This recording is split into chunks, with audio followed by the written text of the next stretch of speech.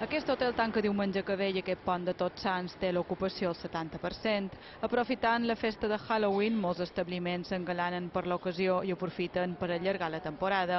Aquest hotel de Capdepera fa uns anys tancava abans de novembre, de fet ho feia a mitjan octubre, però aprofitant el pont i apuntant-se a la celebració de Halloween, ha oferit paquets destinats principalment a públic familiar i resident en pensió completa. Això els permet mantenir obert unes setmanes més i allargar també els contractes laborals dels seus treballadors. Sí, un 80% del client que tenim ara aquests darrers dies són mallorquins. Cada any s'animen més, ve més gent i venen més disposts, més disfressats i més amb ganes de festa. Sí. Així podem mantenir la gent fins al darrer moment. En lloc d'anar baixant l'ocupació, baixant, tancant pràcticament l'hotel amb una ocupació molt alta.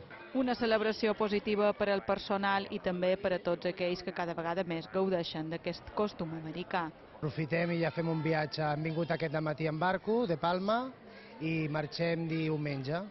Calabasses i truco-trato.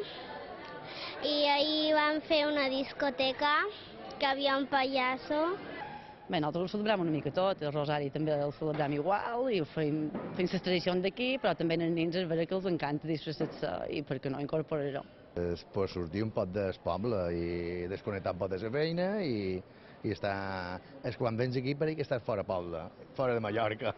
Això sí, el mal temps ha fet que les reserves s'hagin anat alentint a mesura que s'apropava el pont.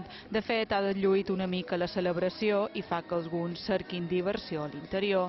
La temporada acaba i a Magaluf, per exemple, només quedarà un 9% de la planta oberta durant el mes de novembre.